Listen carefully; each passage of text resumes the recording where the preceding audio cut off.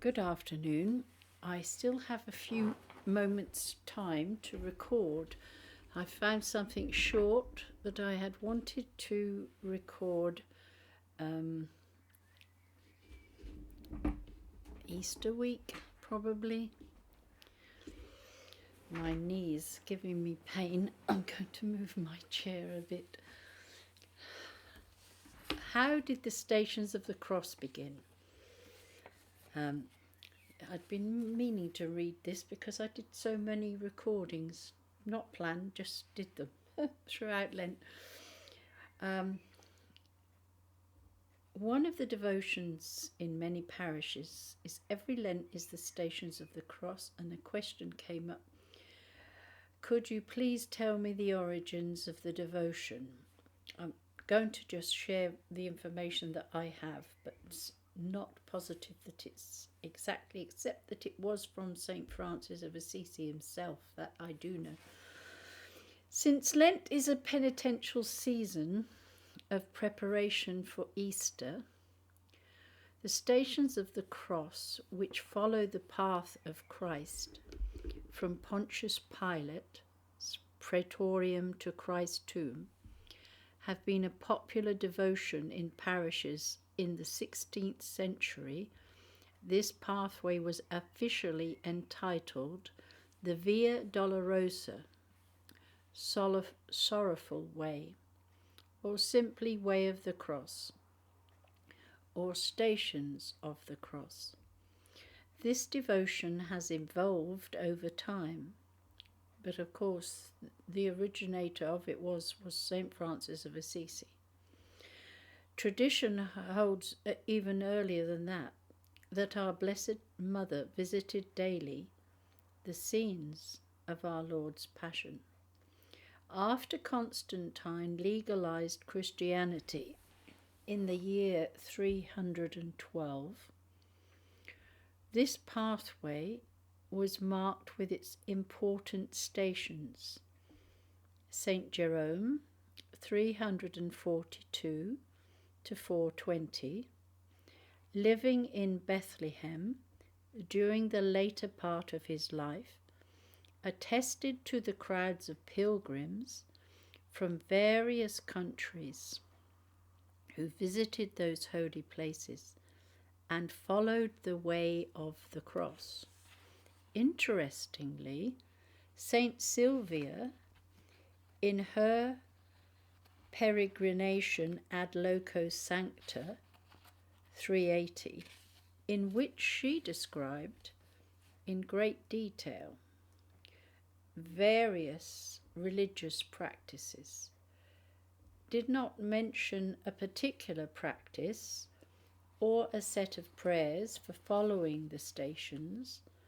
However, this omission does not entail that pilgrims did not in fact follow the way of the cross. Actually, the devotion continued to grow in popularity. In the 5th century, an interest developed in the church to reproduce the holy places in other areas. So pilgrims who could not actually travel to the Holy Land could do so in a devotional, spiritual way in their hearts. For instance, Saint Petronius, Bishop of Bologna, constructed a group of chapels at the monastery of San Stefano, which depicted the more important shrines of the Holy Land, including several of the stations. The same notion inspired the building of the Franciscan monastery in Washington, where one can visit and see reproductions of the Bethlehem Chapel, the tomb of our Lord, and other important shrines of the Holy Land.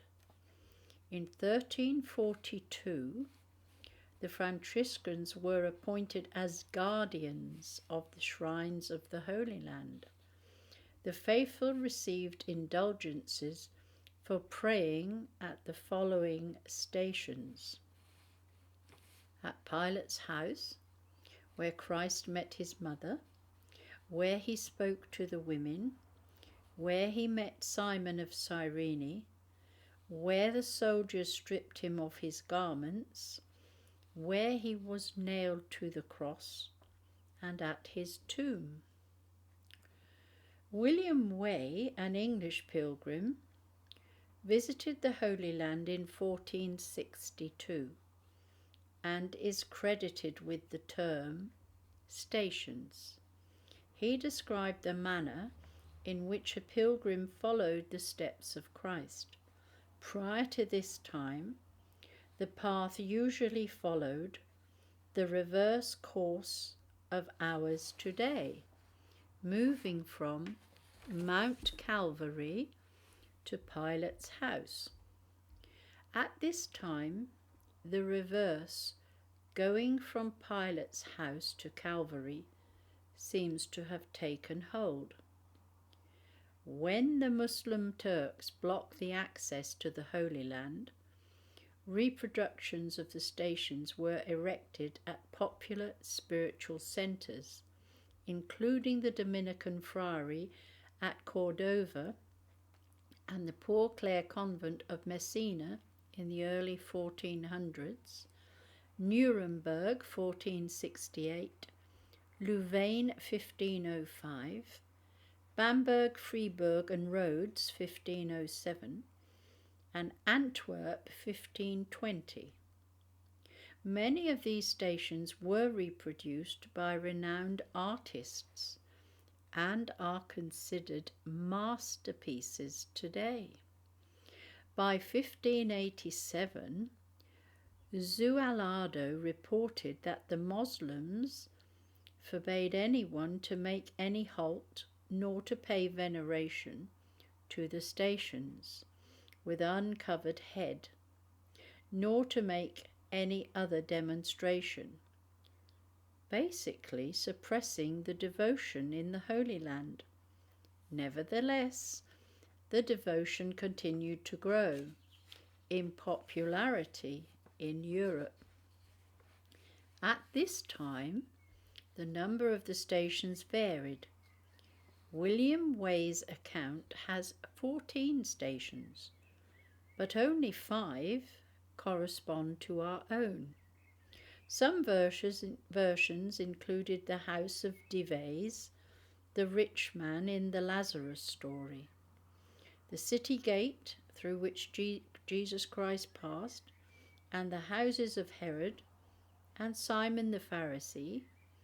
In 1584, a book written by Adricomius entitled Jerusalem, Sicut Christi Tempore Floruit, gives 12 stations, which match those in our present version. This book was translated into several languages and circulated widely. In the 16th century, devotional books appeared, especially in the Low Countries, which had 14 stations with prayers for each one. At the end of the 17th century, the erection of stations in churches became more popular. In 1686, Pope Innocent XI, realizing that few people could travel to the Holy Land due to the Muslim oppressions, granted the right to erect stations in all of their churches, and that the same indulgences would be given to the Franciscans and those affiliated with them for practicing the devotion as if on an actual pilgrimage. Pope Benedict XIII extended these indulgences to all of the faithful in 1726. 5 years later, Pope Clement XII permitted stations to be created in all churches and fixed the number at 14 stations of the cross, or the way as some call it, in 1742, Pope Benedict XIV exhorted all priests to enrich their churches with the way of the cross, which must include 14 crosses and are usually accompanied with pictures or images of each particular station. The popularity of the devotion was also encouraged by preachers like St. Leonard Casanova, 1676 to 1751, of Porto Maurizio, Italy, who reportedly erected over 600 sets of stations throughout Italy. To date, there are 14 traditional stations. Pilate condemns Christ to death. Jesus carries the cross. The first fall. Jesus meets his Blessed Mother. Simon of Cyrene helps to carry the cross. Veronica wipes the face of Jesus. The second fall. Jesus speaks to the women of Jerusalem. The third fall. Jesus is stripped of his garments. Jesus is nailed to the cross. Jesus dies on the cross. Jesus is taken down from the cross. And Jesus is laid in the tomb. Because of the intrinsic relationship between the passion and death of our Lord with his resurrection, several of the devotional booklets, and you can't find them that well though, now include a 15th station which commemorates the resurrection. A plenary indulgence was granted for those who piously exercised the way of the cross, actually moving from station to station, where they are legitimately erected, and while meditating on the passion and death of our Lord. Enchiridion Union of Indulgences, number 63 in those times. Those who are impeded from visiting a church may gain the same indulgence by piously reading and meditating on the passion and death of our Lord for 1/2 hour.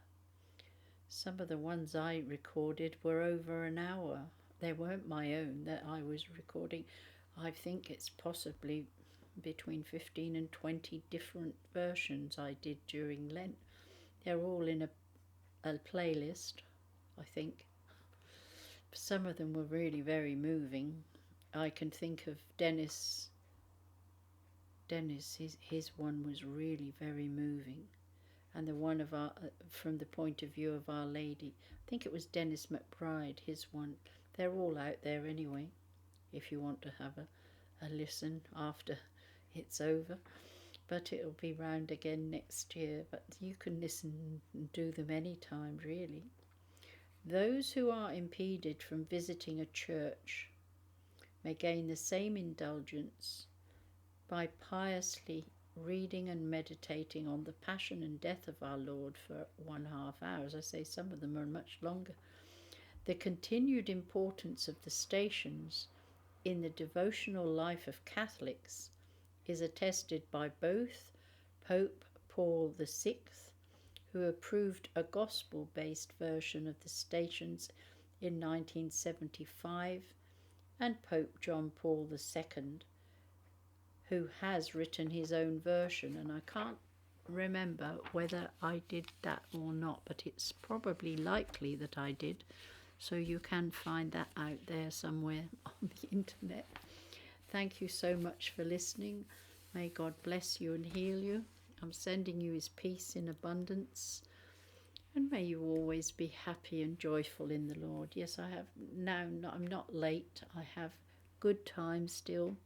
I'm being picked up in about 20 minutes, so I just needed to fill the time while the mass readings for today and prayers are uploading. I plan to do the Bible in 1 year again when I return from this study of Sunday's readings. I don't believe our nun will be with us today. I think she's gone somewhere for the Divine Mercy.